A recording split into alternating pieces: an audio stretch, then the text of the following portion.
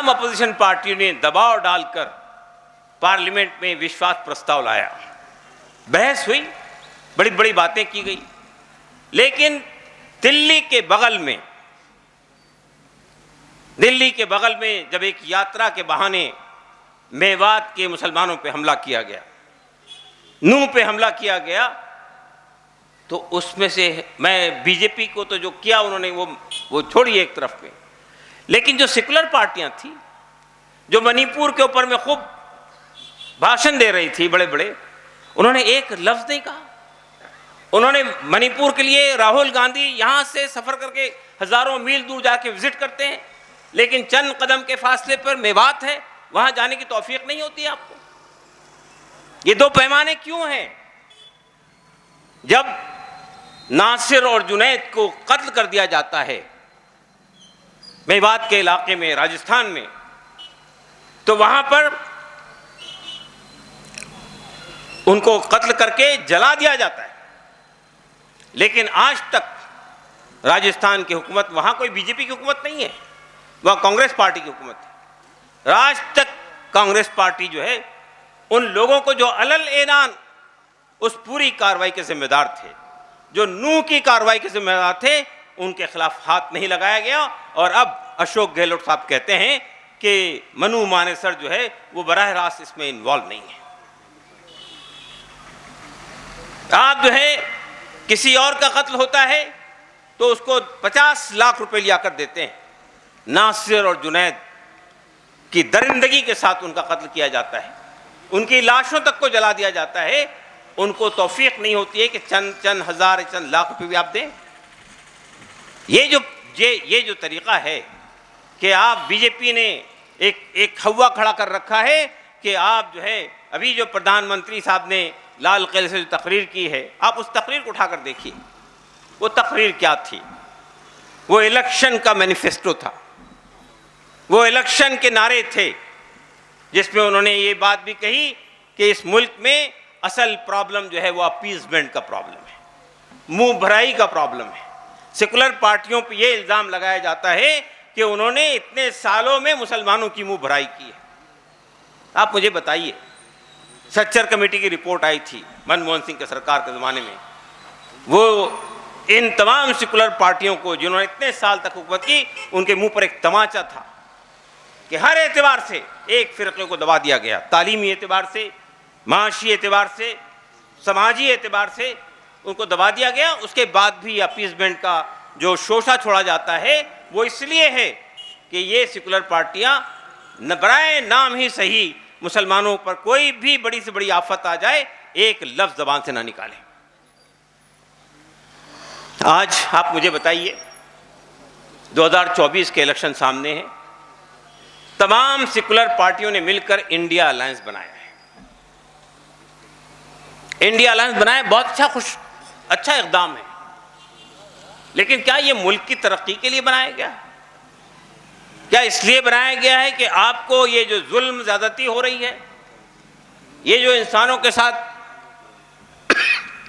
हमारे मुल्क की ख़वातीन के साथ जो दुर्व्यवहार हो रहा है, उसको रोकना चाहते हैं आप?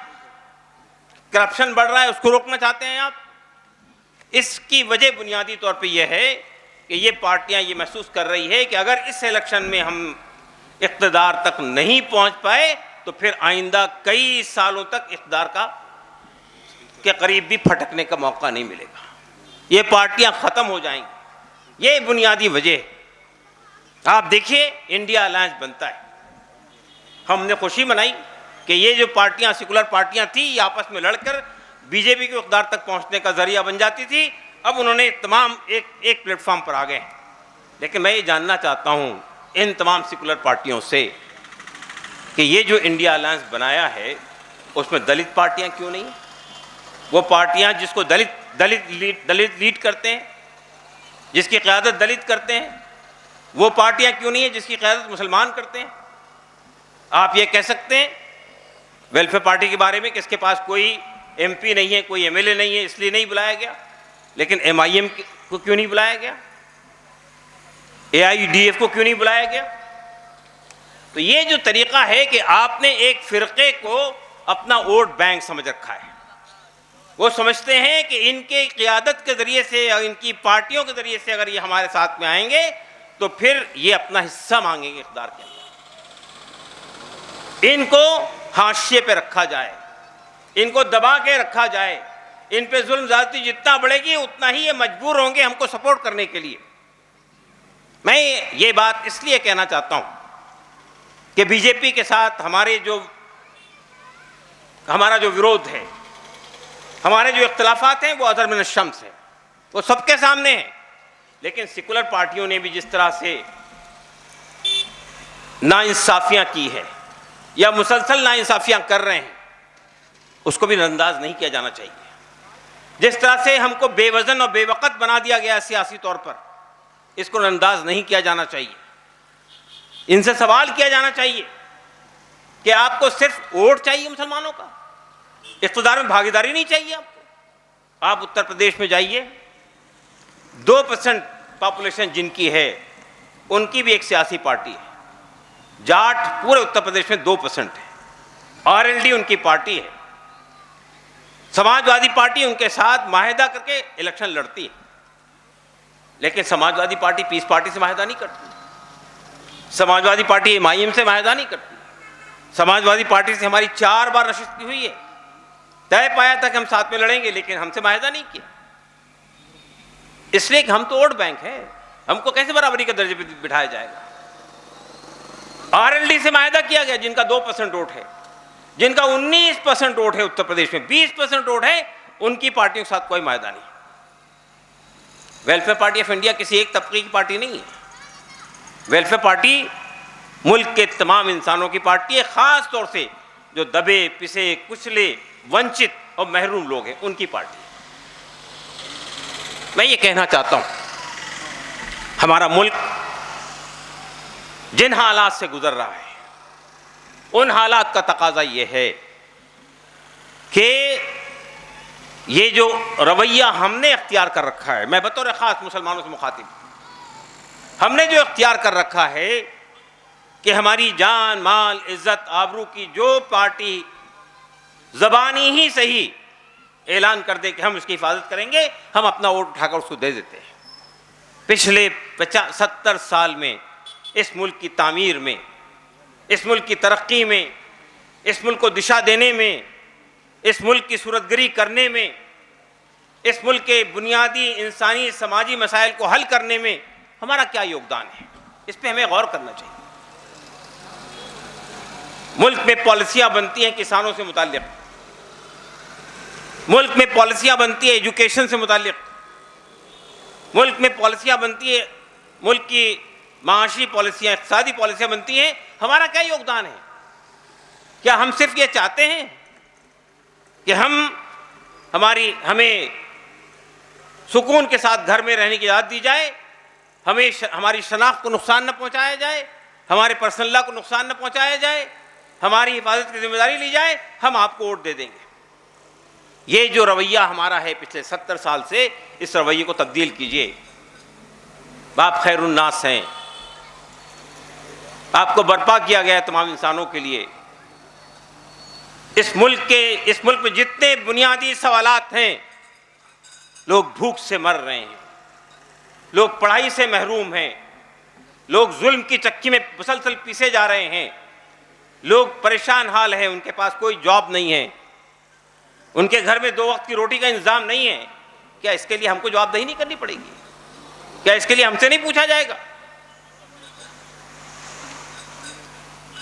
क्या सूरह माऊन हमें याद नहीं है, जिसमें कहा गया अरैतल्लज़ीकुद्दीन फ़ज़ालिकल ज़ियदुल यतीम वला यहुद्दु अला तामिल मिस्कीन? वो शख्स आखिरत का मुनकर है जो यतीम को धक्के देकर निकालता है और मिस्कीन का खाना देने पर नहीं उकसाता। ये हजारों लाखों करोड़ों लोग जो फाका कशी की जिंदगी गुजार रहे हैं, जो मौत के कगार पे खड़े हुए हैं, क्या उसकी जवाबदेही हमको नहीं करनी पड़ेगी? जिन औरतों के साथ बलात्कार हो रहा है, जिनकी दिन दहाड़े इज्जत लूटी जा रही है, उनके बारे में जवाबदेही हमको नहीं करनी पड़ेगी? ये जो तालीम को एक खास रंग देने की कोशिश की जा रही है, उसके बारे में हम जिम्मेदार नहीं हैं। ये जो हमने अपने आप को सियासत से अलग थलग करके ये समझ लिया कि हम बहुत गैर मामूली काम कर रहे हैं। यकीनन जो लोग किनारा कश हो जाते हैं, दुनिया उनको किनारे कर देती है। आपको हालात के बारे में सोचना पड़ेगा, हालात से पंजा आजमाई करनी पड़ेगी, हालात को बदलने के लिए मैदान में आना पड़ेगा। खुदा ने आज तक उस कौम की हालत नहीं बदली, न हो जिसको ख्याल आप अपनी हालत के बदलने का।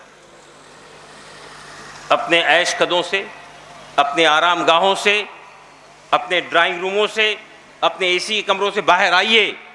दुनिया के अंदर उन लोगों को देखिए जो बिलक रहे हैं, सिसक रहे हैं, परेशान हाल हैं, दुहाई दे रहे हैं।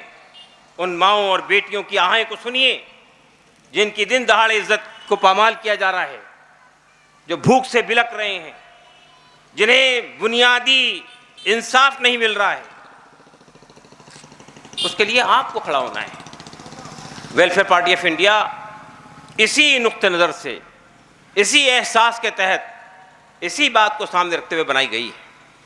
हमें इख्तिदार के गलियारों तक पहुंचने की कोई ख्वाहिश नहीं है, हमें हुकूमतों पे कब्जा करने का कोई जज्बा नहीं हमारे अंदर कार फरमा। हम इस मुल्क को एक ऐसे मुल्क में तामीर करना चाहते हैं, एक ऐसा निज़ाम लाना चाहते हैं इस मुल्क में कि हर सर को छत हो, हर बदन को लिबास हो, हर पेट को 2 वक्त की रोटी हो, हर हाथ को काम हो और हर पैदा होने वाले बच्चे को फ्री, कंपलसरी और मेयारी तालीम मिले। एक ऐसा मुल्क लाना चाहते हैं जिसमें किसी पे जुल्म ज़्यादती ना हो, आज़ादी के साथ में हर आदमी सांस ले सके। एक औरत कन्याकुमारी से कश्मीर तक तन्हा चली जाए और कोई इस पर नज़र उठाकर तिरछी नज़र न डाल सके। एक ऐसे मुल्क को तामीर करने हम चाहते हैं। दोस्तों और साथियों, मैं बहुत लंबी तकरीर नहीं करूँगा, हमारे पीछे और भी लोग हैं जो बात करेंगे, मगर मैं ये कहना चाहता हूँ, आइए इस मुल्क को एक गुलदस्ता बनाने की कोशिश करें। आइए इस मुल्क को दुनिया के लिए वाकई विश्व गुरु बनाइए। विश्व गुरु इस माने में नहीं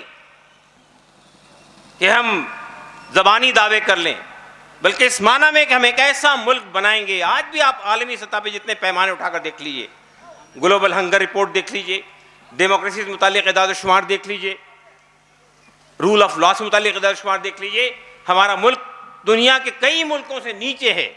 आपको हैरत होगी ग्लोबल हंगर रिपोर्ट पे हमारा मुल्क पाकिस्तान से, नेपाल से, श्रीलंका से और अफगानिस्तान से नीचे है।